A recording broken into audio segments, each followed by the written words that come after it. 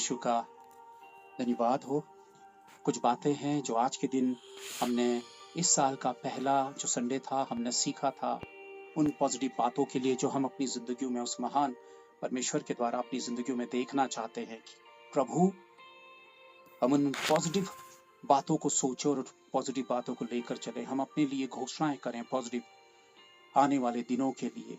हमने सीखा, हमने जाना, सबसे इम्पोर्टेंट उसके बाद हमने हिस्सा सीखा जाना प्रार्थना का, कि प्रार्थना हमारी लाइफ के लिए कितना, प्रेयर हमारी लाइफ की जो है स्पिरिचुअल आत्मिक जीवन की एक ऑक्सीजन है, और बिना प्रार्थना के हमारा आत्मिक जीवन जीरो है, कुछ नहीं है।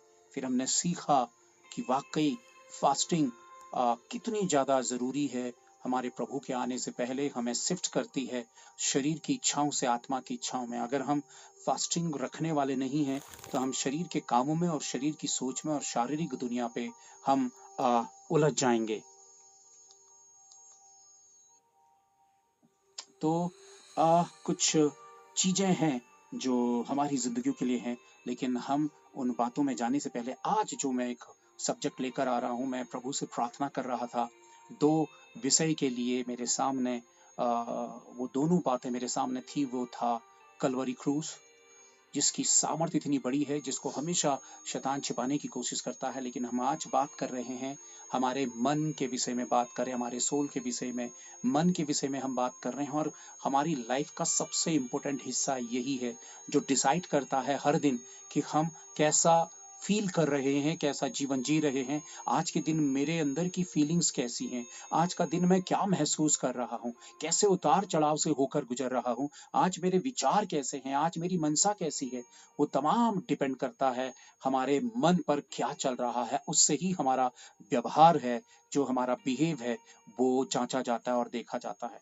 मैं आपको बताना चाहता हूँ कि इस दुनिया की बहुत बड़ी जो प्रॉब्लम है आज के समय में, इस दुनिया की समस्या जो है वो मन है। मन की बेचैनी है, मन की उदासी है, मन का तनाव में रहना है, मन का डिस्टर्ब होना है। और मन से ही इतना ज्यादा इंसान दुखी है, परेशान है कि उसे समझ में नहीं आता है कि वास्तव में वो करे तो क्या करे। इसलिए जिंदगी जो है वो बहुत ही ज्यादा कई बार बोझिल लगती है, बड़ी उदासी से भरी हुई लगती है, बहुत ही पेनफुल लगती है। मन कहीं पे शांत नहीं हो पाता। और आज के समय में मन की शांति जो है उसको ढूंढने की कितनी ज्यादा कोशिश कर रहा है हर एक इंसान। हम लोग आर्टिफिशियल दुनिया से अपने मन को बहलाने की कोशिश करते हैं, अपना मनोरंजन करने की कोशिश करते हैं। और आज के समय में जो एंटरटेनमेंट है वो इतना गंदा और इतना दूषित हो चुका है कि गलत चीज को, गंदी चीजों को, डबल मीनिंग वाली बातों को ही लोग एंटरटेनमेंट समझते हैं और उस पर खुश होने की कोशिश करते हैं। लेकिन वो शरीर पर एक गंदी आदत का हमें शिकार बनाता है, गलत विचार, गलत थॉट्स हमारी जिंदगी में डालता है और पूरी तरह से जिंदगी जो है बिखरी रहती है। एक नौजवान लड़का, जो आज के समय में हम नौजवान कहेंगे, टीनेजर्स से ऊपर को कहेंगे या टीनेजर्स भी कहेंगे, सबसे ज्यादा इस वक्त चैलेंजेस को, चुनौतियों का सामना कर रहे हैं। वो इस दुनिया पे अपने आप को, जहां पर दुनिया का जो स्टैंडर्ड है वो किसी भी तरीके से बढ़ता चला जा रहा है और वो अपने आप को कहीं पर भी वहां पर अपने आप को फिट होते हुए नहीं देखते हैं, तो वो टेंशन में जाते हैं, डिप्रेशन पे जाते हैं। और इस समय हम देखते हैं कि इस वक्त की जो जनरेशन है वो ज्यादा से ज्यादा नशे का शिकार हो रही है, वो गलत चीजों की एडिक्ट हो रही है। नॉट ओनली सिर्फ ड्रग्स का नशा, बल्कि गलत गलत आदतों का नशा। और इतना गंदा नशा है जो शैतान ने पूरी तरह से, एक तरीके से हम कहेंगे बहुत ही सस्ते में अपना जाल पूरी तरह से बिछाया है कि ये जो पीढ़ी है इस तरह से करप्ट हो जाए, इस तरह से बर्बाद हो जाए। पता नहीं, माँ हमेशा अपने अपने जवान बेटे से पूछते रह जाती है कि बेटा तेरा प्रॉब्लम क्या है तेरे मन पर बता। बेटे के मन पे क्या है वो कभी भी बता नहीं सकता, और उसके मन पे क्या चल रहा है वो नहीं जानता है। इस बात को लेकर एक लेडी को हम देखते हैं कि वो भाग रही है सुसाइड के लिए और वो सुसाइड कर लेती है। लोग बात करते रह जाते हैं कि इस लेडी ने क्यों सुसाइड किया। एक नौजवान इंसान सुसाइड कर लेता है, लोग सोचते हैं कि इसके मन में ऐसा क्या चल रहा था जो इसने सुसाइड किया, इस लेडी के मन पे क्या चल रहा था जो इसने सुसाइड किया। पति पत्नी या परिवार के बीच में कितने संघर्ष चलते हैं, मन पे क्या है पता नहीं चलता। लोग मन से इतने ज्यादा गड़बड़ी में पड़े हैं कि वो झूठ बोलते हैं, बुराई करते हैं, नफरत करते हैं, वो चोरी डकैती करते हैं, वो पाप करते हैं। आखिर ऐसा क्या है मन पे जो उन्हें उकसाता है ऐसा करने के लिए? बहुत सारी गड़बड़ी का शिकार इस वक्त जो है वो इंसानी दुनिया है। कुछ ना कुछ उसे चाहिए, कुछ ना कुछ ऐसा होना चाहिए। वचन पर जब आप जाते हैं तो वचन इस बात को कहता है कि मन जो है वो बहुत ही चंचल है, वो किसी भी चीज पे स्थिर नहीं रहता है। मन पे बहुत सारे असाध्य रोग लगे, यानी कि बीमारी की जड़ है मन। और जिसने मन को परमेश्वर के सामने रखकर चलाना सीख लिया तो शायद वो कामयाब हो। मन की ऐसी ऐसी दिक्कतें हैं कि इंसान कभी भी मुंह पे कुछ और बोलता है और मन पे कुछ और रखता है। इतना डेंजरस वो उस व्यक्ति के लिए है और दूसरों के लिए भी है कि वो अपने आप को भी धोखा देता है और दूसरों को भी धोखा देता है। और जब ऐसी आदत का वो शिकार होता है तो बाद में ये आदतें उसकी उसकी हैबिट का, उसकी आदतों का हिस्सा बन जाती हैं और उससे दूर नहीं होती हैं। हमेशा इंसान बड़ी चालाकी से झूठ बोलने लगता है। वो अपने अपने मन को उसने इस कदर जो है अ, ढाल लिया है इन इन तमाम चीजों के भीतर। जब हम टीवी सीरियल्स देखते हैं, देखिए मैं किसी व्यक्ति विशेष के लिए नहीं बोल रहा हूं, लेकिन जब हम टीवी सीरियल्स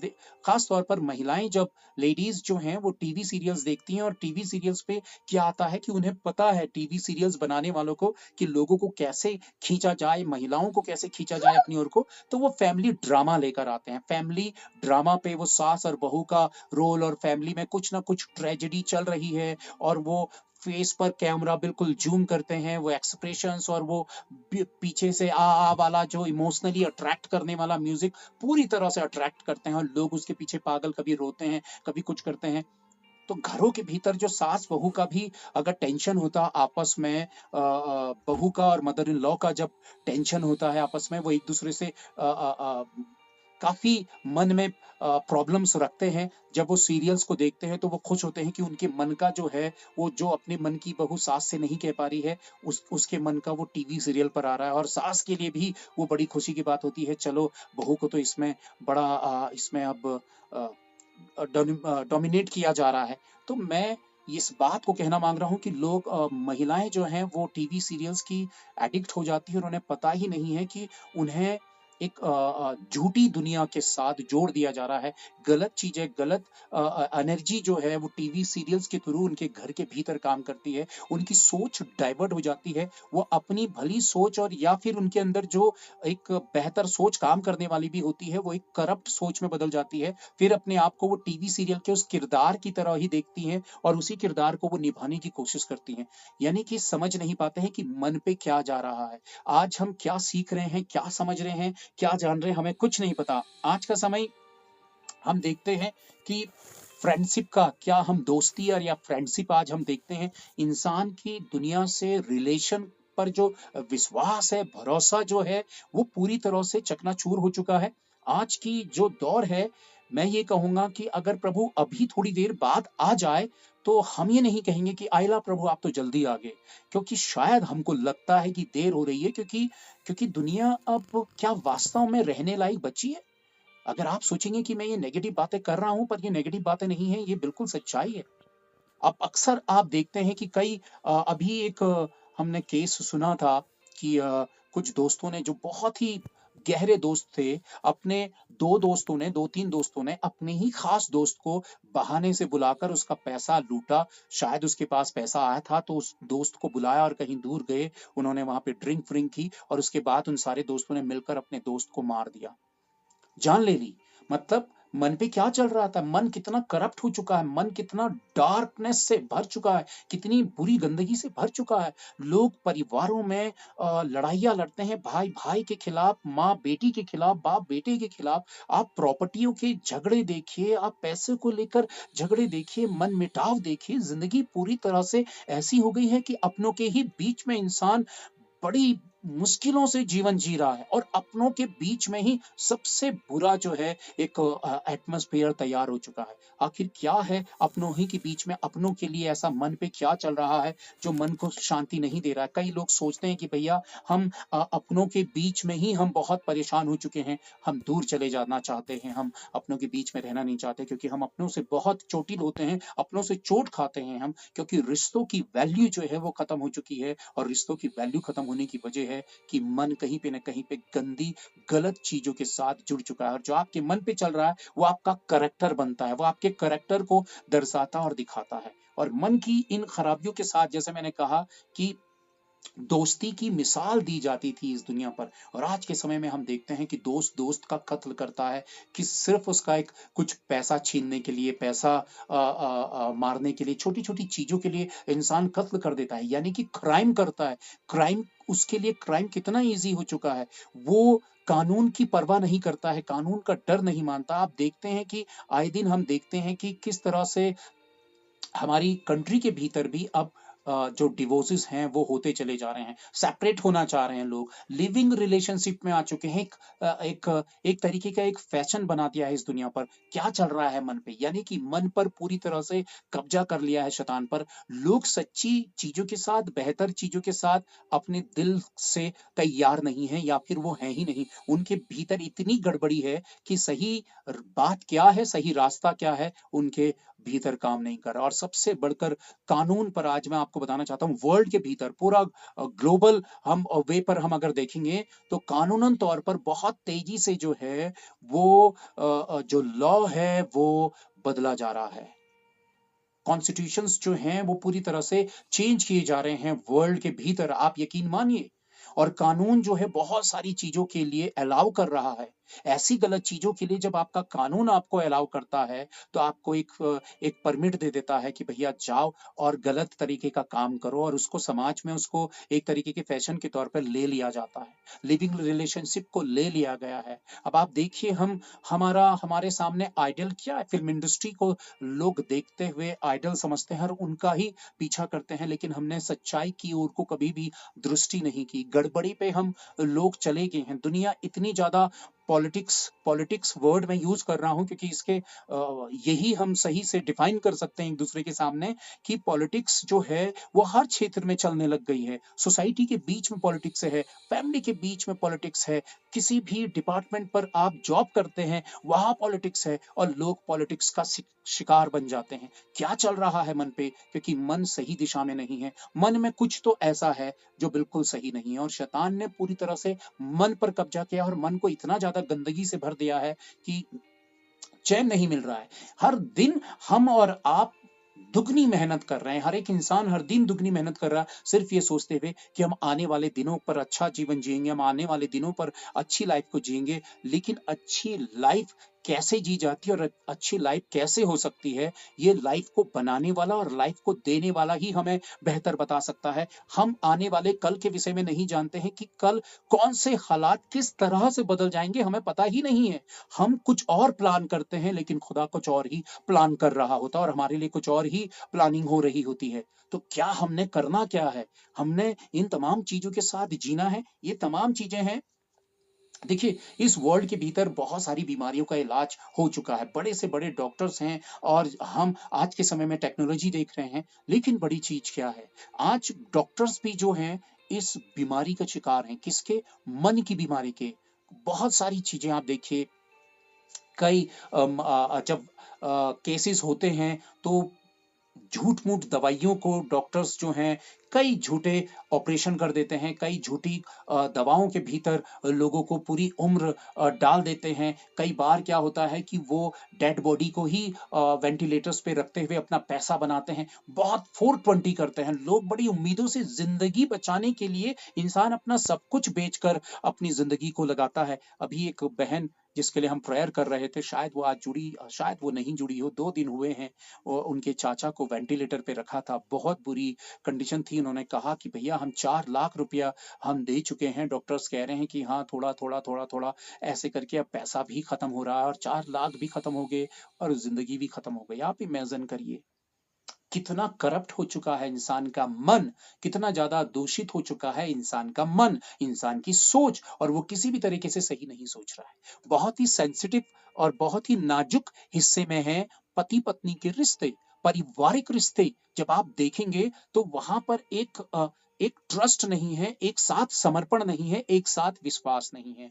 प्रॉब्लम क्या है रिलेशन पे? क्योंकि सही बात उनके भीतर उतर नहीं रही है, सही बात वो सीख नहीं रहे हैं, अलग अलग डिफरेंट सोच के दायरे में वो जी रहे हैं। कहीं पर अगर वाइफ बिलीवर है तो हस्बैंड बिलीवर नहीं है, और यहीं पर सबसे बड़ी छोटी बड़ी प्रॉब्लम्स हैं। और शैतान का सबसे बड़ा काम है कि मनों को दूषित करो। आज की जनरेशन पूरी तरह से, ऐसा मैं कहूंगा कि पूरी तरह से करप्ट हो चुकी है। मन पे मेरे बुराई है, मन पे मेरी कुड़न है, जलन है, और ईर्ष्या है, गुस्सा है, नफरत है। इंसान गुस्से से इतना भरा हुआ है कि वो किसी का भी कत्ल कर देना चाहता है, वो मार देना चाहता है, वो क्राइम करना चाहता है। मैं एक डिस्कवरी में एक हम एपिसोड देख रहे थे जिसमें मेंटली कुछ वो लड़का कुछ होता है, समझ में नहीं आता है कि वो अपने अपने नाना का कत्ल करता है, फिर उसके बाद अपने फादर का कत्ल करता है, फिर अपने भाई का कत्ल करता है, फिर अपनी माँ का कत्ल करता है, और आखिरी में वो ऐसी जगह में छिपा हुआ रहता है कि पुलिस उसे घेरती है और पुलिस की गोली से वो भी मर जाता है। आप देख रहे हैं कैसी शैतानी सोच है जिससे इंसान खुद के लिए ही गलत गंदगी और खुद के लिए ही ठोकर का कारण बन रहा है। परिवारों का एटमॉस्फेयर आज के समय में अच्छा बिल्कुल नहीं है। लोग पैसों के पीछे, बेटा देखना, कोई अपना मेरी रिक्वेस्ट है कि कोई अनम्यूट कर रहा है, कोई का क्या नाम है, कोई रमेश पाल भाई, आप अपना वीडियो अगर ऑन करना चाहते हैं नो प्रॉब्लम, लेकिन आप अपना स्पीकर ऑफ कर दीजिए प्लीज। आज के समय में एक क्रिमिनल सोच बन गई है, घर के भीतर ही इंसान डरा और सहमा हुआ है।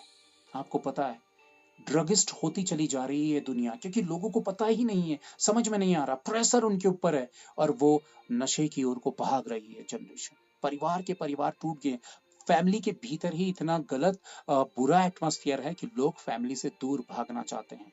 किसी के पास कोई सोल्यूशन नहीं है, परिवारों के पास कोई समाधान नहीं है, जिंदगियों में कोई समाधान नहीं है। इसलिए वो बड़ी लग्जरियस लाइफ को ढूंढने की कोशिश करते हैं। वो सोचते हैं कि यहाँ से हम पालें, वहां से पालें, लाइफ को हम ऐसा मटेरियलिस्टिक चीजों से भर दें कि हमें चैन मिले, हमें शांति मिले। लेकिन देखिए, मटेरियलिस्टिक चीजें मन को परिवर्तित नहीं करती, करेक्टर को तब्दील नहीं करती हैं किसी और चीज में।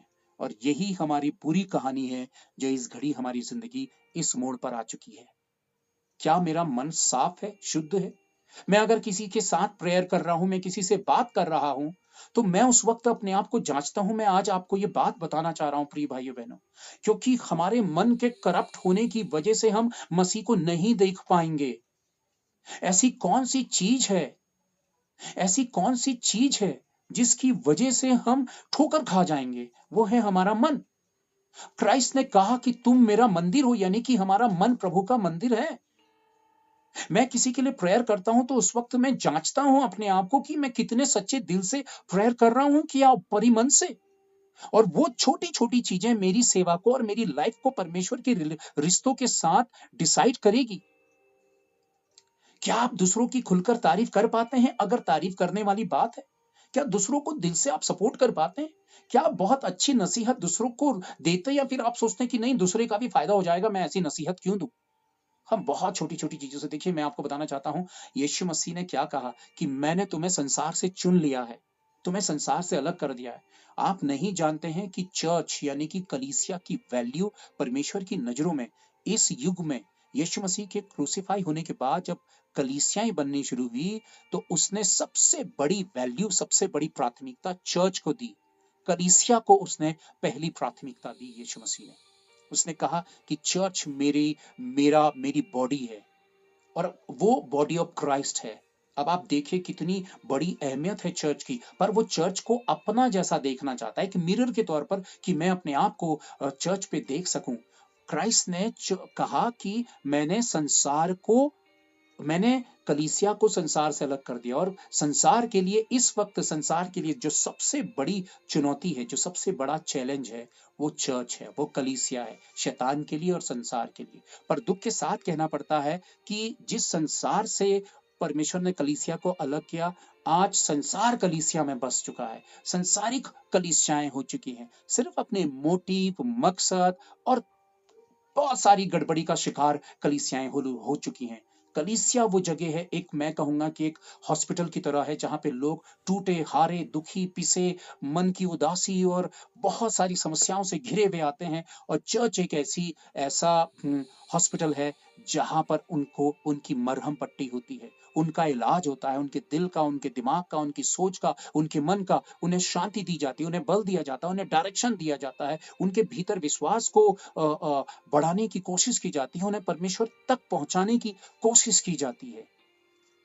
ये तमाम चीजें हैं, लेकिन लोग मन की खराबी की वजह से चर्चिस टूट गए हैं, चर्चिस बिखर चुके हैं, चर्चिस के भीतर भी पॉलिटिक्स आ चुकी है, लोगों के अपने अपने हौद बन चुके हैं, लोग चर्चिस के भीतर कुछ और ही चलता है, वचन ऊपर ही ऊपर खत्म हो जाता है, हॉली स्पिरिट है नहीं, परमेश्वर का आत्मा है नहीं, परमेश्वर की उपस्थिति है नहीं, सिर्फ अपने मकसद और मोटिव के लिए चर्चिस पूरी तरह से बिखर चुके हैं और कुछ और ही हाथों में जा चुके हैं, मन की खराबी की वजह से, मन की अशुद्धता की वजह से, मन के करप्ट होने की वजह से। मैंने इस वक्त जब आप और मैं बात सुन रहे हैं, तो मेरा मन कितना तैयार है परमेश्वर की बातों के लिए। आप और मैं अपने दिल पर हाथ रखें कि परमेश्वर से हमेशा परिणाम पाने की कोशिश करते हैं, अच्छे रिजल्ट्स पाने की कोशिश करते हैं, लेकिन हमारा मन परमेश्वर के साथ सच्चा नहीं होता है। हम परमेश्वर के ही नाम से कई बार झूठ बोलते हैं और कई बार हम कई बातों को छिपाने की कोशिश करते हैं। अब आप सोचिए, अगर हम ऐसे करप्ट मन के होंगे, तो आप बताइए, क्या परमेश्वर ने हमारा साथ देना चाहिए? हम खुद ही कहेंगे कि नहीं, ऐसे करप्ट व्यक्ति का परमेश्वर ने साथ नहीं देना चाहिए। देखिए, मन से क्या हो जाता है, इंसान सेल्फिश हो जाता है, और मैं चाहता हूं कि आप और मैं पूरी तरह से उस सेल्फिश मोटिव से किनारे हो जाएं।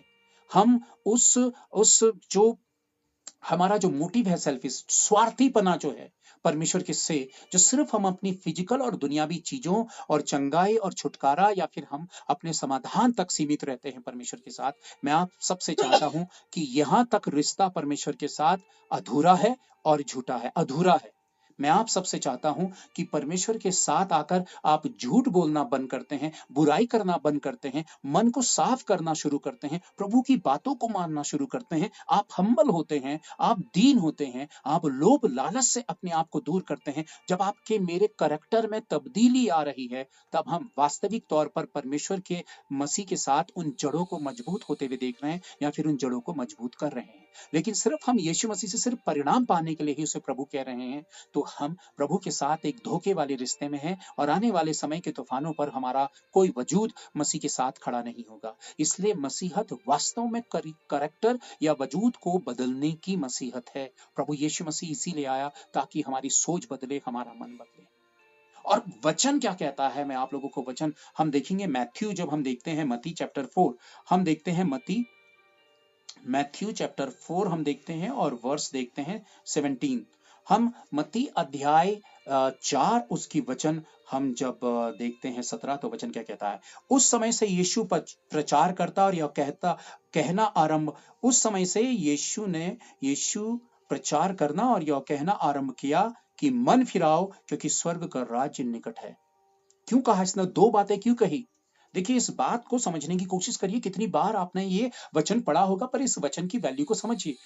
मन फिराओ यानी कि अपने मन को बदलो। मन फिराओ का मतलब है लोभ से, लालच से, बुराई से, घमंड से, गंदगी से अपने मन को मोड़ दो, परमेश्वर की ओर को बैंड करो।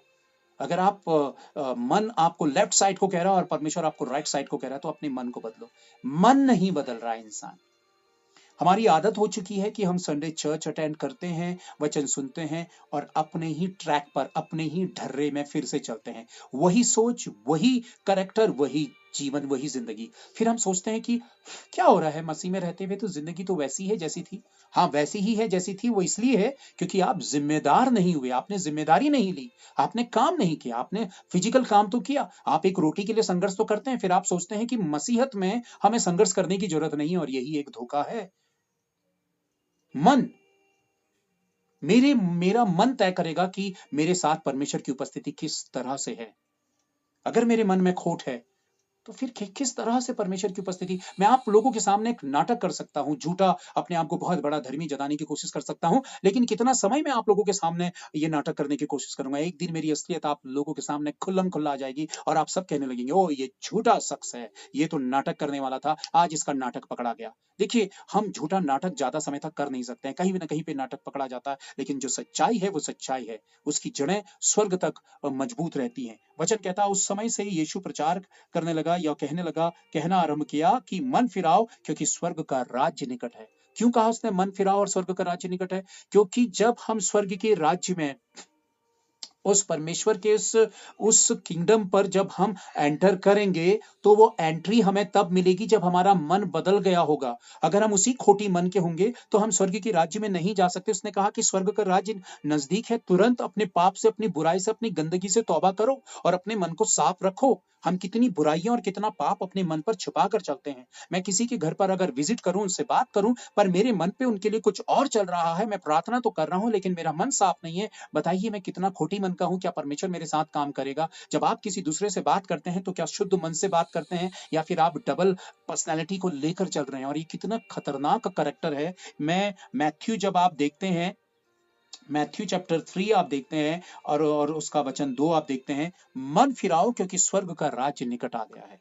यीशु मसीह यही कहता है कि मन फिराओ, स्वर्ग का राज्य निकट है। हम कभी भी ये याद रखिएगा, अगर आप अगर आप बिजनेस करने वाले व्यक्ति हैं, कहीं पर आप जॉब करते हैं, कहीं पर कुछ आप कर रहे हैं, कोई काम कर रहे हैं, कोई जॉब कर रहे हैं, आप बिजनेस कर रहे हैं, आपसे कहा जाता है, अपने सीनियर्स की थ्रू आपसे कहा जाता है कि इसमें 10 का 20 करो, ये घोटाला करो, या फिर पैसा बनाने की बात की जाती है, या फिर कोई कोई चीज ब्रांडेड नहीं है पर उसमें ब्रांडेड का एक उसमें टैग लगाकर आप उसे ब्रांडेड बना देते हैं। जो चीज जेन्युइन, जिसकी एक रेट होना चाहिए, उससे आप एक्स्ट्रा रेट बताकर लोगों को लूटने की कोशिश करते हैं। अगर आप ऐसा करते हैं, कई बार ऐसा होता है कि फॉरेनर्स जब हमारी कंट्री में आते हैं, फॉरेनर्स, तो ऑटो वाले या तमाम लोग जो जो नॉर्मल एक हमारा जो किराया होता है, उससे वो डबल और चौगुना मांगने की कोशिश करते हैं। वो सोचते हैं कि हम दूसरों को बेवकूफ बनाएं, लेकिन जो फॉरेनर्स आते हैं वो पूरी डिटेल्स निकाल कर आते हैं, एक एक चीज को क्लियर कर आते हैं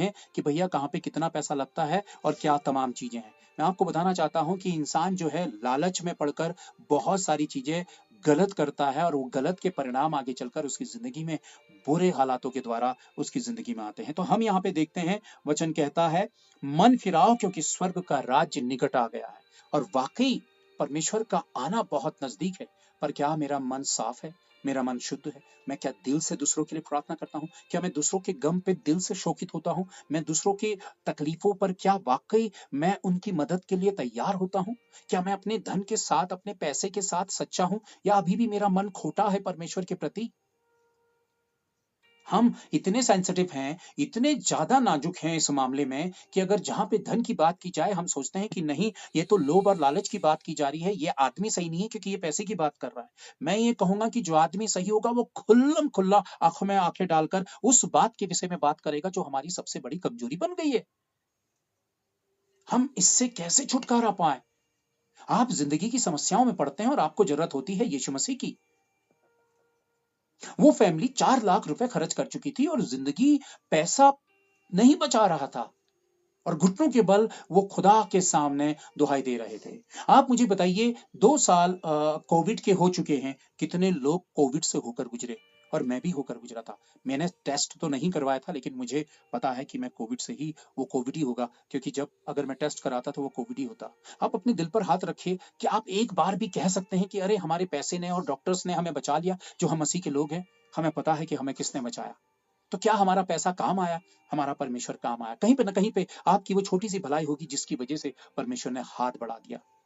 प्रिय भाइयों बहनों, कोई भी ऐसा काम जो आज आपको अच्छा लगता हो और आपको बहुत अच्छी मौज मिलती हो, उसमें बहुत पैसा भी है, नेम भी है, आपका नाम, फेम, सब कुछ चल रहा है, याद रखिए वो ज्यादा समय तक नहीं चलेगा अगर आप सच्चे नहीं हैं मन से। मन करप्ट हो जाएगा, मन चंचल है, वो बहकाएगा, वो बहकाएगा, गलत रिलेशनशिप की ओर को लेकर चला जाएगा, गलत दिशा की ओर को लेकर जाएगा। आप रिश्तों के साथ दगा करने लगेंगे, रिश्तों के साथ विश्वासघात करने लगेंगे, आप सच्चाई के साथ चलने लगेंगे, आप एक दूसरे को धोखा देने लगेंगे फैमिली के भीतर ही। और ये क्या है, मन पर शैतान ने करप्ट कर दिया है, यानी कि उसने एंट्री कर ली है। आपने मैंने सोचना है, अच्छी अच्छी बातें तो अच्छी ही हैं, आपके पास काम करने के लिए बहुत कुछ है, लेकिन जहां पे परमेश्वर की बात आती है, आप कहते हैं कि नहीं, मैंने तो विश्वास कर लिया और कुछ काम करने की जरूरत नहीं है। अगर आप विश्वास से धर्मी ठहर गए हैं, आप धर्मी हैं, तो फिर आपके काम भी तो धर्मी वाले होने चाहिए। अगर मैं पायलट हूं तो फिर मुझे जहाज भी तो उड़ाना चाहिए। अगर मैं धर्मी हूं, खुदा ने मुझे वो राइचियसनेस दे दी है, तो फिर मैं मुझ में से वो झलकनी भी चाहिए। एक रेफरेंस हम और देखते हैं, एक्ट्स हम देखते हैं, मरकुस हम सॉरी हम मार्क देखते हैं, मार्क चैप्टर 6 मरकुस 6 का हम वचन 12 देखते हैं, और वचन 12 क्या कहता है, और और उन्होंने जाकर प्रचार किया कि मन फिराओ। हम अभी भी दुनियावी कामों में उलझे हुए हैं, वही बुराई की बात है, वही झूठ की बात है, वही गुस्सा, वही नफरत, वही लोभ लालच, तमाम चीजें, और फिर हम प्रेयर भी कर रहे हैं। अब आप देखिए, आपकी प्रार्थना सबसे पहले आपके कैरेक्टर को बदलेगी, तब आपके आसपास की दुनियावी चीजों को बदलेगी। अगर आप अपने पे बदलाव होते हुए देख रहे हैं, तो आपकी प्रेयर सही डायरेक्शन पे चल रही है। लेकिन आप प्रेयर तो कर रहे हैं, मिरेकल्स, आप फिजिकली मिरेकल्स देखना चाहते हैं, लेकिन आपके कैरेक्टर पर बदलाव नहीं हो रहा है, तो आपकी प्रेयर सही डायरेक्शन पर नहीं जा रही है। ऐसा तो संसार के साथ भी हो रहा है, संसार भी प्रार्थना कर रहा है और उनको मिल रहा है, लेकिन आपकी प्रार्थना आपके व्यक्तित्व को बदलने के लिए, आपकी मेरी सोच को बदलने के लिए है। अगर वो सोच में काम नहीं होगा, तो फिर हम प्रॉब्लम पे फंसेंगे। एक और हम देखते हैं, एक्ट्स हम देखते हैं, और हम एक्ट्स को देखते हैं, एक्ट्स पर हम देखते हैं एक्ट्स चैप्टर 3 वर्स 19, प्रेरितों के काम अध्याय 3 वचन 19। इसलिए मन फिराओ, यानी कि मन फिराओ यार, गंदगी में कहां डाला है, स्वर के बाड़े में मन को कहां डाला है। खुद भी परेशानी पे उलझे रहोगे और परिवार को भी परेशानी में उलझा के रखोगे। मन में बहुत सारी चीजें चलती है, और मन में एक चीज और चलती है, वो है चिंता। ओह जीसस, मुझे अपने पिताजी की बात याद आती है। अरे तुम क्या जानो, वो ये कहते थे, तुम क्या जानो, मैंने पूरी रात आंखों में कटाई काटी है, मुझे बहुत चिंता है। और देखिए, इससे डील करना हमें आना चाहिए परमेश्वर के लोगों को। चिंता एक ऐसा विषय है जो मेरे आंखों के नीचे बहुत गहरे गड्ढे पड़ गए थे, पूरी पूरी रात मैं सोचता था। और देखिए, प्रभु का काम भी कर रहा था, प्रभु की महिमा भी कर रहा था, लेकिन चिंताओं में डूबा था सालों सालों सालों पहले। लेकिन प्रभु ने चिंता को डिलीट करना सिखाया, चिंता के ऊपर जीत हासिल करना सिखाया।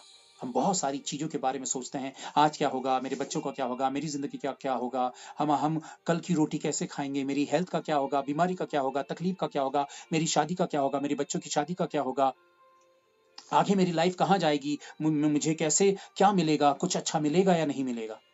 हम कितनी गड़बड़ी में हैं। हम क्यों चिंता करते हैं? क्योंकि हमें डर है कि कहीं हमारे साथ बुरा ना हो जाए। हमें डर क्यों है? क्योंकि हम गलत सोच रहे हैं अपने मन में। हमने पॉजिटिव बातों को क्यों नहीं सोचा? हमने अपने जीवन का अधिकार परमेश्वर के हाथों में क्यों नहीं दिया है? हम इस बात पर यकीन क्यों नहीं करते हैं कि मेरी जिंदगी परमेश्वर के अधिकार में है, इसलिए मैं चिंता नहीं करता हूं, बल्कि चिंता की जगह पे वो मैं बेहतर काम करता हूं, जिससे मैं अपने आने वाले दिन को बेहतर होते हुए देख पाऊं। चिंता एक ऐसा सब्जेक्ट है, एक ऐसा, मैं कहूंगा एक ऐसी बीमारी है, जितने जल्दी हो सके आप उससे छुटकारा पाएं। क्योंकि बेहतर जिंदगी पे मेहनत करने के बावजूद भी आप अपनी चिंताओं की वजह से आप अपनी जिंदगी को सुकून से नहीं बिता सकते। परमेश्वर से ये कहिए, प्रार्थना करिए कि सब कुछ भला है और आने वाले दिनों पर भी भला होने जा रहा है। मैं चिंता नहीं करूंगा, क्योंकि प्रभु तूने उन बेहतर चीजों का इंतजाम किया है जो तूने मेरे लिए रखा है। मैं आप लोगों के सामने रख रहा हूं। इसलिए मन फिराओ और लौट आओ। एक्ट्स चैप्टर 3 वर्स 19 क्या कह रहा है? इसलिए मन फिराओ और लौट आओ कि तुम्हारे पाप मिटाए जाए, जिससे प्रभु के सम्मुख से विश्रांति के दिन आए। देखिए, जिससे परमेश्वर के सामने हम वो शांति के दिनों पर एंटर करें। वो शांति के दिन क्या है? वो शांति के दिन क्या है? परमेश्वर के साथ राज करना, परमेश्वर के साथ हो लेना। पर क्या करना है? हमने मन बदलना है। अभी तक जिन आदतों के आप शिकार रहे, देखिए मैं ये बात कहना चाहता हूं, हम में कई आदतें होती हैं ऐसी जिनके साथ हम स्ट्रगल करते हैं, उन आदतों से हम छुटकारा नहीं पा पाते। आखिर क्यों इन आदतों से मैं छुटकारा नहीं पा रहा हूँ? उसकी 2-4 चीज़ें मैं आपको बताना चाहता हूँ। वो बुरी आदतों की वजह से हम आत्मिकता में बढ़ नहीं पाते, एक बेहतर जीवन नहीं जी पाते हैं। उन बुरी आदतों से निपटारा कैसे किया जाए? सबसे पहले परमेश्वर की सुनना ज़्यादा शुरू कर दीजिए।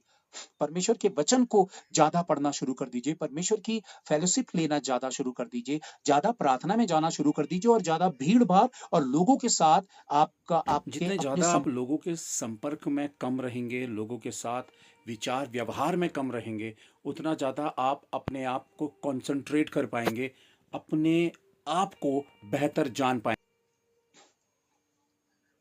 ये कुछ चीजें मैं आप लोगों को बताना मांग रहा हूं कि गलत लोगों से अपने आप को अलग करिए, अपने जीवन में चुनाव करिए कि सही लोग आपकी जिंदगी में कौन है और आपका झुकाव और आपका रिश्ता उन लोगों के साथ होइए। भीड़ के साथ प्राउड मत करिए कि आप दुनिया को जानते हैं, क्योंकि दुनिया को जानेंगे उतनी ही ज्यादा गड़बड़ी में जाएंगे। सही रिश्तों को पहचानिए अपनी जिंदगी में और उनके साथ आत्मिकता को मजबूत करिए। गलत लोगों के साथ और बहुत सारी बातों से अपने आप को बचाइए, उल्टी सीधी बातों में और बिना बात के लफड़ों में पड़ना अब से अपने आप को रोकिए। गलत चीजें देखने सुनने से अपने आप को बचाइए और रोकिए। बोलिए तभी, वो अच्छा ही बोलिए और तभी बोलिए जब आपकी जरूरत है बोलने की। उतना ही बोलिए जितना बोला जाए। ये तमाम चीजें जो हैं, जो गड़बड़ी आपकी जिंदगी में चल रही, जो गलत आदतों के आप शिकार हुए हैं, उन पर ये आपको हेल्प करेगा। और सबसे बड़ी चीज है फास्टिंग प्रेयर। जब आप उपवास में जाते हैं, जब इन तमाम चीजों से आप निपटते हैं और फास्टिंग प्रेयर पर जाते हैं, तो फास्टिंग प्रेयर रखिए अपने आप के सुधार के लिए। कई बार हम उपवास रखते हैं सिर्फ समस्याओं के समाधान के लिए, अच्छी बात है, समस्याओं के समाधान के लिए भी हो, लेकिन फास्टिंग प्रेयर सबसे बढ़कर अपने करेक्टर को बदलने के लिए हो। प्रभु, ये मेरी आदत जो मुझ में से छूट नहीं रही है, ये बुरी सोचने की, गलत गलत चीजों की, गलत गलत बातों की, उसके लिए मैं फास्टिंग पे जाऊं और मैं प्रेयर करूं। जब आप फास्टिंग पे जाते हैं और रेगुलर प्रेयर करते हैं, एक ही बार फास्टिंग नहीं रखनी है, आपने इसको एक हैबिट बनाना, आदत का हिस्सा बनाना है, तो धीरे धीरे आप देखेंगे कि आपके करेक्टर पर तब्दीली आ रही है। जितना आप परमेश्वर के नजदीक आएंगे, आप उन पाप से अलग होंगे और परमेश्वर के राज्य पे आप बढ़ना शुरू हो जाएंगे। मैं आप लोगों के सामने एक रेफरेंस और रखना चाहता हूँ। फर्स्ट समूएल है, हम देखते हैं पुराने नियम पे, पहला समूएल समूएल देखते हैं, फर्स्ट समूएल वो है चैप्टर 16, हाँ 16 और 16 का हम वचन देखते हैं 7। 16 का वचन देखते हैं 7। परंतु यहोवा ने समूएल से कहा, ना तो उसके रूप पर दृष्टि कर और ना उसके डील डॉल की ऊंचाई पर, क्योंकि मैंने उसे अयोग्य जाना है। क्योंकि यहोवा का देखना मनुष्य का सा नहीं है, मनुष्य तो बाहर का रूप देखता है, परंतु यहोवा की दृष्टि मन पर रहती है। आज लोग, आपको पता है कि किन किन लोगों के साथ उठना बैठना पसंद करेंगे, जो शायद जिनकी पर्सनैलिटी कुछ ज्यादा बेहतर हो, जो अच्छे कपड़े पहने हुए हो और अच्छा उनका स्टैंडर्ड नजर आता हो, तो वो लोग उन लोगों की ओर को खींचेंगे। ये दुनिया फिल्मी दुनिया की ओर को खींचती है और फिल्मी दुनिया हमारे सामने अच्छे अच्छे दिखने वाले चेहरों को लेकर आते हैं और हम उनको आइडल मान लेते हैं। हम सबसे ज्यादा कोशिश करते हैं अपने आप को बेहतर बनाने में और हम अपनी पर्सनैलिटी को कई बार पसंद नहीं करते हैं। कईयों का फेस कलर अगर डार्क हो, कई लोगों की हाइट थोड़ी सी ठीक ना हो, कई लोगों के नाक नक्शे में थोड़ी सी प्रॉब्लम हो या वो उन्हें दूसरों से कंपेयर करके अच्छा ना लगता हो, तो वो हमेशा हीन भावनाओं में, डिप्रेशन पर जाने की कोशिश करते हैं या हीन भावनाओं में जाते हैं और वो अपने आप को सोसाइटी से, समाज से अलग करते हैं। वो सोचते हैं कि हम दूसरों के सामने खड़े होने के काबिल नहीं है, क्योंकि दुनिया पर ऐसा ही ट्रेंड चल चुका है, ऐसी ही चीजें चल चुकी हैं कि लोग जो दिखने में सही है उनको कहते हैं कि ये बहुत अच्छे हैं। हम अच्छे व्यक्ति की पहचान किसी शकल सूरत से कैसे कर सकते हैं? कितनी बेवकूफी में पड़ी हुई ये दुनिया है और ज्यादा से ज्यादा लोग शिकार बन जाते हैं इसके। और क्या देखिए, यहाँ पे वचन साफ कह रहा है कि मैं तो रिजेक्ट करता हूं परमेश्वर, उसके डील डॉल को, उसकी पर्सनैलिटी को देखकर मत जाना, उसकी शकल सूरत को मत देखना, क्योंकि मैंने उसे रिजेक्ट कर दिया है, उसे रिजेक्ट कर दिया। अभी मैंने एक, मतलब मुझे कहना नहीं चाहिए, ये मेरी बात नहीं है, पर मैं किसी की बात बता रहा हूँ कि एक लेडी को नर्क का, मुझे नहीं पता कितना सही है कितना गलत है, मैंने छोटा सा बस वो टाइटल देखा था कि एक लेडी ने ड्रीम देखा, या पता नहीं उसने विजन देखा या ड्रीम देखा, उसने देखा कि नर्क में अमिताभ बच्चन भी नर्क में है। मुझे नहीं पता कि उसने किस लिए कहा, क्या कहा। तो मैं आपको बताना चाहता हूँ कि हमारी पर्सनैलिटी प्रभु को प्रभावित नहीं करती है बाहरी स्ट्रक्चर की, हमारा असली व्यक्तित्व हमारे भीतर है। तो क्या हम अपने भीतर वाले करैक्टर पर काम कर रहे हैं? यीशु मसीह ने क्यों फरीसी और शास्त्रियों से कहा, हे चूना फिरी हुई कब्रों? उसने कहा, बाहर से तो तुम बहुत अच्छे-अच्छे कपड़े पहने हो, परफ्यूम लगाए हुए हो, बहुत अच्छे दिखते हो, लोग आपके सामने सर झुकाते हैं, लेकिन तुम भीतर से क्या हो, वो भीतर का हाल मैं जानता हूँ। मैं तुम्हारी असलियत को जानता हूँ। तो मैं क्या हूँ आप लोगों के सामने? आप मुझे कोई धर्मी कह दें या कुछ कह दें, लेकिन मेरी असलियत को परमेश्वर जानता है कि मैं भीतर से क्या हूँ, और मुझे मिलेगा वही जो मैं भीतर से हूँ। तो आप अपने आप को भीतर से जब बनाना शुरू कर देंगे, तब आपको मिलना शुरू करेगा परमेश्वर के थ्रू वो जो शायद आपने सोचा भी ना हो। इसलिए प्लीज अपने अपने आप को इग्नोर मत करिए, अपने मन को यूं ही गंदगी और कड़वे ढेर से मत भर दीजिए। अपने मन को साफ और शुद्ध करिए। दूसरा आपके साथ कैसा है, आप उसके साथ वैसा बिल्कुल मत होइए। दूसरे को अपना हिसाब देना है, आपको अपना हिसाब देना है। दूसरा अगर वैसा ही है तो परमेश्वर उसका हिसाब करेगा कि वो नर्क जाए या स्वर्ग, पर आपने अपने आप को क्लियर करना है कि आपने कहाँ जाना है, और उसके लिए आपने मैंने अभी से ही तैयारी करनी है। तो यहाँ पे वो कहता है कि मनुष्य का सा नहीं, मनुष्य तो बाहर का रूप देखता है, परंतु यहोवा की दृष्टि मन पर रहती है। यानी कि परमेश्वर जो देख रहा है। मैं कई बार लोगों से कहता हूं कि मैं प्रभु से प्रार्थना कर रहा था कुछ सालों पहले, बड़ी गहरी प्रेयर पर था, और प्रभु ने मुझसे कहा, मैंने कहा प्रभु मुझे देखो। प्रभु ने कहा, मैं तो तुम्हें देख रहा हूं, मैं तो तुम्हें देख रहा हूं। मुझे ऐसा लगा कि प्रभु मुझे नहीं देख रहा, मेरी शकल को नहीं देख रहा। मैंने कहा प्रभु आप मुझे कहाँ देख रहे हैं? प्रभु ने कहा, हाँ मैं तुम्हें देख रहा हूँ। जो इस फेस को तुम कहते हो कि ये मैं हूं, ये तुम नहीं हो। मैं तो तुम्हें वहां देख रहा हूं जहां तुम हो। तुम भीतर हो, इसलिए मेरी नजरें भी वही हैं जहां तुम हो। हम सोचते हैं कि हम एक दूसरे से नजरें मिलाते हैं और हम सोचते हैं कि हाँ वो सामने वाला मुझे देख रहा है, लेकिन परमेश्वर हमारी बॉडी को नहीं बल्कि हमारी आत्मा को देखता है, और परमेश्वर यहाँ देखता है, सीधे डायरेक्ट वो यहाँ देख रहा है। तो आप ये सोचिए कि परमेश्वर कहाँ देख रहा है, यहाँ देख रहा है, इसलिए इसको ही ठीक करने की आप और मैं कोशिश करें, क्योंकि मन अगर ठीक नहीं होगा तो प्रॉब्लम क्रिएट होंगी। फिर से हम देखते हैं एक्ट्स, हम देखते हैं प्रेरितों के काम हम देखते हैं, और उस पे हम सॉरी एक सेकेंड,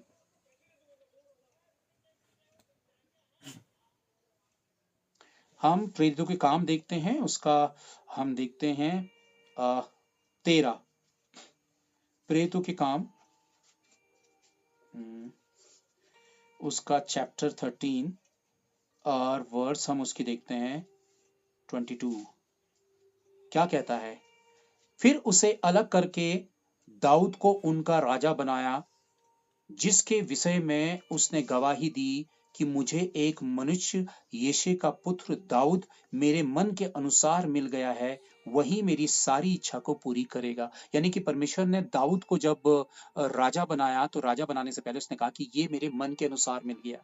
यानी कि परमेश्वर को देखिए, दाऊद मन के अनुसार मिला, अब्राहम मन के अनुसार मिला, नूहा मन के अनुसार मिला, एलिया एलिशा, जब हम देखते हैं पुराने प्रॉफिट्स, हम देखते हैं पुराने लोगों को देखते हैं, परमेश्वर के मन के अनुसार मिले। आप और मैं भी परमेश्वर के मन के अनुसार हो, ताकि परमेश्वर अपनी इच्छा आप पर जाहिर कर सके, अपनी दिल की बात आपसे कह सके, और आप पर वो खूबी देख सके, आपको उस कदर वो तैयार कर सके, और आपको देख सके कि नहीं ये ट्रस्टी बंदा है, इसका मन साफ है, मैं इस पर अपनी अपनी बातों को उड़ेलूंगा, और ये बहुतों की आत्माओं को बचाने और बहुतों की जिंदगियों के लिए खुशी का कारण बनेगा।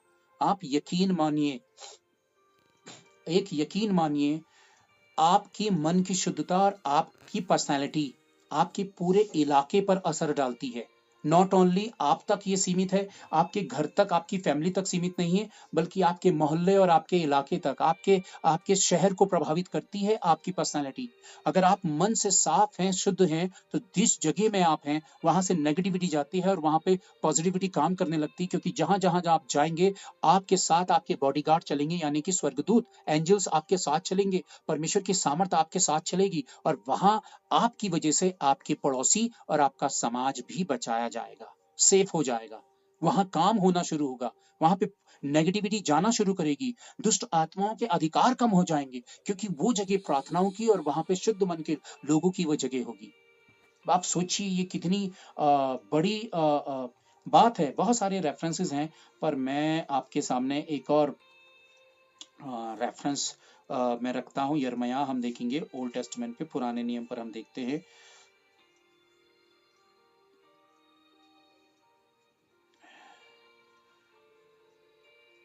Chapter 17 verse verse 9। मन तो सब वस्तुओं से अधिक धोखा देने वाला है। मन तो सब वस्तुओं से अधिक धोखा देने वाला। मैं अपने क्लास 9th की बात आपको बताना चाह रहा हूं। मैं क्लास 8th में मेरे क्लासमेट पे जो लड़के थे वो तंबाकू खाते थे, सुपारी सुपारी खाते थे, वो तंबाकू वाली। और वो मुझे पोंछ कर सिर्फ सुपारी देते थे। देखिए, हमारी जिंदगी में गलत चीज की शुरुआत एक छोटी सी सुपारी से होती है। अगर आप एक छोटी सी सुपारी भी खाने वाले हैं तो याद रखिए ये एक शुरुआत है। आप सोचेंगे ओ हम तो गलत चीज नहीं खा रहे हैं, हम तो एक सुपारी खा रहे हैं, और वो सुपारी ही आपको कहीं और पहुंचाएगी। मैं आपको बताना चाह रहा हूँ, मैं वो सुपारी खाता था और मुझे नहीं पता था। क्लास 9th में जाने तक मेरे दोस्तों ने मुझे जबरदस्ती थोड़ा सा तंबाकू भी उसके साथ खिलाना शुरू किया। और आपको पता है कि मैं वो खाना शुरू किया, मैंने तंबाकू खाना शुरू किया क्लास 9th में। और मैंने वो सारी चीजें मैं खाना शुरू किया। और मैं प्रभु के पास जाता, माफी मांगता, उसे फेंकता। फिर थोड़ी देर के बाद मेरी बॉडी पर जो मैं एडिक्ट हो चुका था, मुझे लत उसकी ओर को खींचती। मैं फिर जाकर उसे जहां फेंका था उसे ढूंढता। कसमें खाई थी, सारी कसमें झूठी, तमाम चीजें। फिर से जाकर उसे ढूंढता, फिर से उसे खाता, फिर से। और मैं बार बार ऐसा ही करता।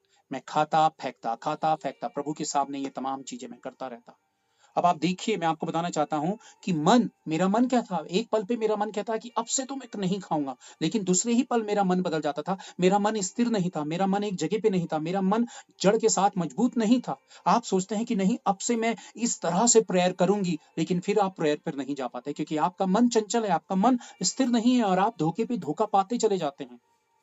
मन की वजह से ही आपके आत्मिक रिश्ते परमेश्वर के साथ दूर हो जाते हैं, ढीले हो जाते हैं।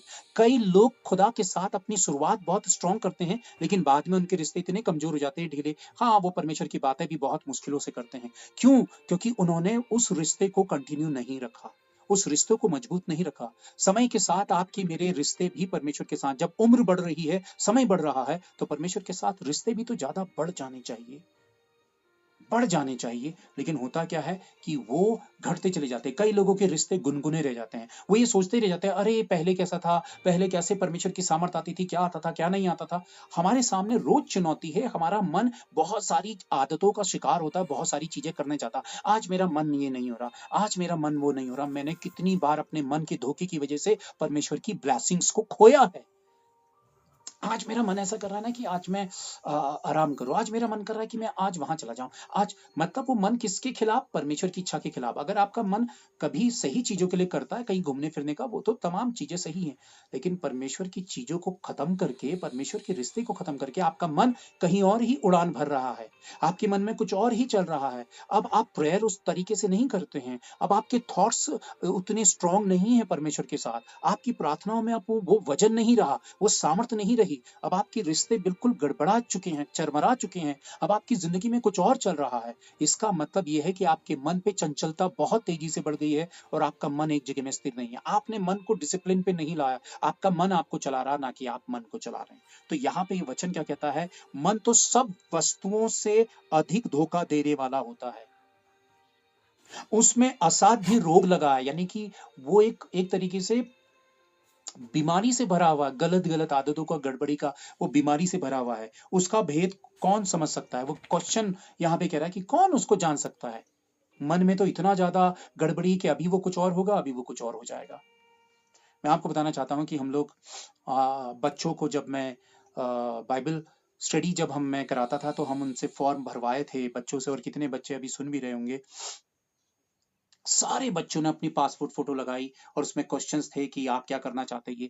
तो सारे बच्चों ने कहा कि मैं सेवा करना चाहता हूं, मैं प्रभु की सेवा करना चाहता हूं। और कई लोगों ने तो बड़ी दाढ़ी मूंछ आने के बावजूद भी अपने मूंछों को ऐसे घुमा घुमा के बोला, हाँ हम सेवा करना चाहते हैं। और वो बिल्कुल ऐसे गायब हो गए कि जैसे गधे के सर से सींग। आप समझ रहे हैं मन कितना चंचल है? संसारिक लालच ने उनकी जीभ को लपलपाया, और वो संसार के पीछे दीवाने हो गए। कोई आपको देख रहा है या नहीं देख रहा, भैया दुनिया में इतनी कौन देख रहा है आपको? लेकिन एक एक घंटा अपने बालों को सेट करने पर, और कौन सी क्रीम और कौन सी पर्सनालिटी, कोई मुझे देखो तो सही। कितना प्रेशर है, सिर्फ इसलिए कि लोग देखें, कि मेरे ड्रेस को देखें, मुझे देखें मैं कितना स्टाइलिश हूं। और जरा सा करीब आए तो नाक बंद कर दे सामने वाला, तो बदबू से भरा हुआ है। आज से इसका नाम गटर है। आप समझ रहे हैं? मतलब प्रॉब्लम क्या है और हम लाइफ को ऐसे ही वेस्ट करते चले जा रहे हैं, बिल्कुल वेस्ट करते चले जा रहे हैं। एक वचन में और आप लोगों के सामने मैं रख रहा हूं आप लोगों के सामने। मैं 10 अभी पढ़ूंगा। अ, अभी हम एक्ट्स पे जाते हैं। हमने उसका प्रेरितों के काम 3 का 19 पढ़ लिया है क्या? पढ़ लिया है ना? 22 भी पढ़ लिया है। अभी हम देखते हैं साम 44।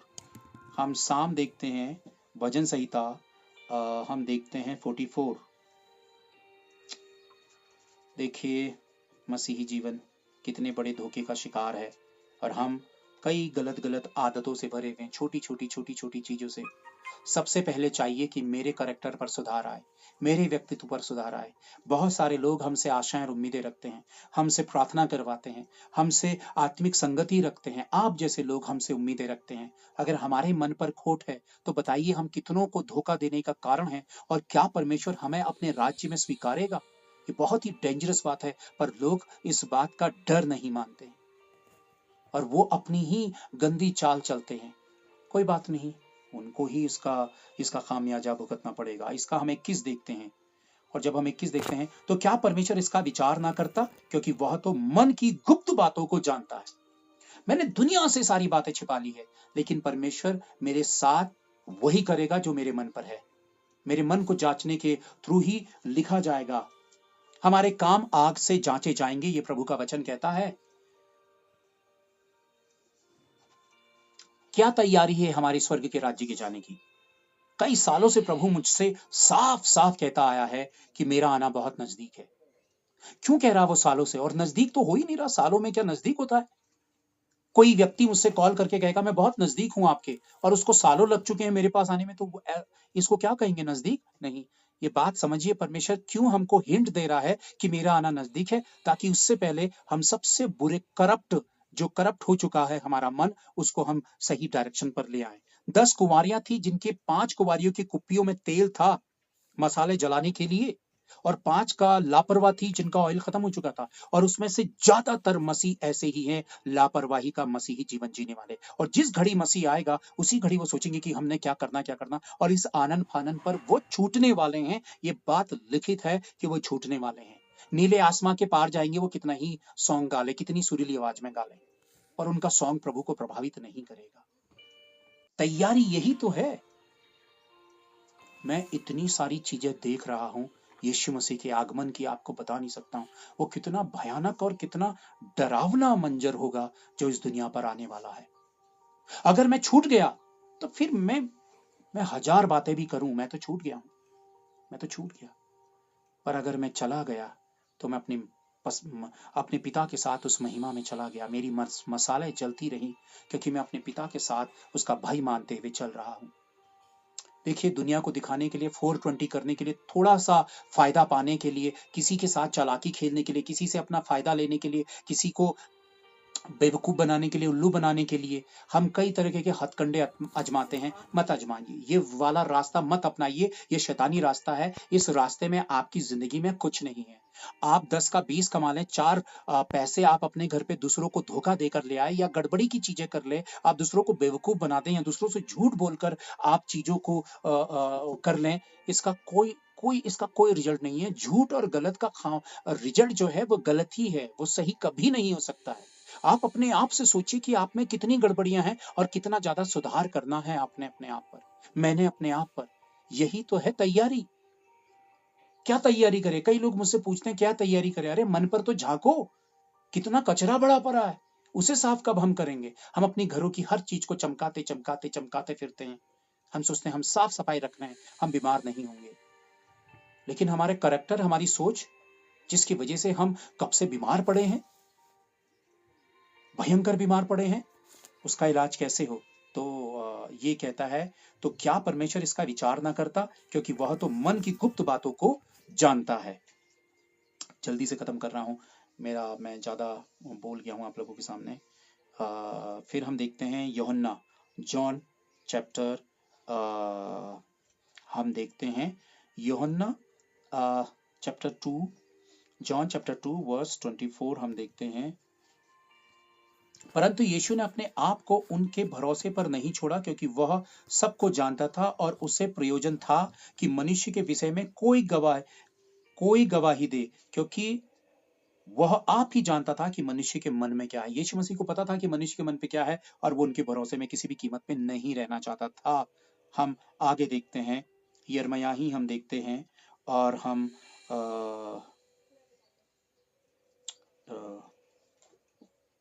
उसका देखते हैं, यिर्मयाह, उसका हम देखते हैं चैप्टर 17 जो हम देखा था, हमने देखा था, और उसका वचन हम देखते हैं 10।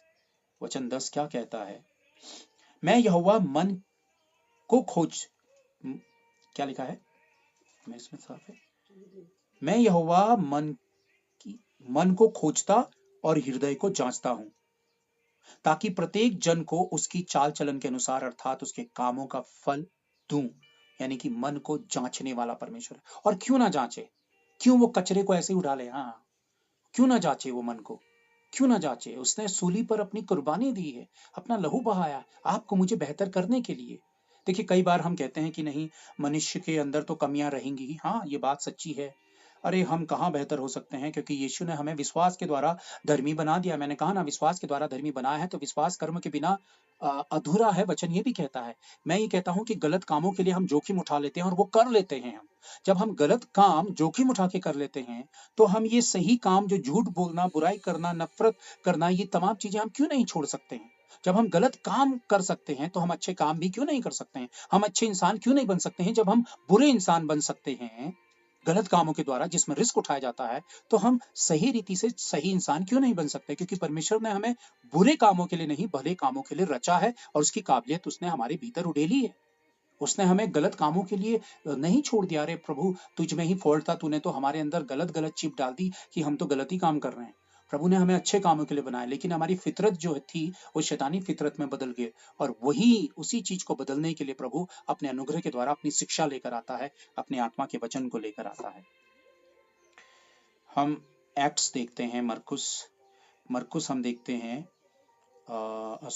मार्क हम देखते हैं, और मार्क चैप्टर हम 7 देखते हैं, उसका हम 21 देखते हैं। क्योंकि भीतर से अर्थात मनुष्य के मन में बुरी बुरी चिंता, व्यभिचार, चोरी, हत्या, परस्त्रीगमन, लोभ, दुष्टता, छल, लूचपन, कुदृष्टि, निंदा, अभिमान और मूर्खता निकलती है। देखिए, कितनी गलत गलत चीजें मन पर आ रही हैं। क्यों आ रही हैं? क्योंकि मन को आप साफ करने की कोशिश नहीं कर रहे हैं। कई लोग इस प्रॉब्लम से होकर गुजरते हैं कि उनके अंदर से गलत थॉट्स और बुरी बातें निकल नहीं पाती, और वो संघर्ष करते हैं। उसकी वजह क्या है? क्योंकि उनका मन, उन्होंने परमेश्वर की ओर को उस कदर नहीं मोड़ा है जिस कदर मोड़ना चाहिए। हमने अपनी गलत आदतों के खिलाफ काम करना है, तो हमें परमेश्वर के ज्यादा करीब आना है। रोमन्स चैप्टर 10 हम देखते हैं, रोमन्स चैप्टर 10 हम देखते हैं, और 10 का 10 हम देखते हैं। रोमन्स चैप्टर 10 का 10 क्या कहता है? क्योंकि धार्मिकता के लिए मन से विश्वास किया जाता है, और उद्धार के लिए मुंह से अंगीकार किया जाता है। फिर हम देखते हैं साम 51, भजन संहिता हम देखते हैं 51, और उसका हम वचन देखते हैं 10। हे परमेश्वर, मेरे अंदर शुद्ध मन उत्पन्न कर, और मेरे भीतर स्थिर आत्मा नए सिरे से उत्पन्न कर। आखिरी वचन हम देखते हैं, प्रोवर्ब्स हम देखते हैं, हम प्रोवर्ब्स देखेंगे,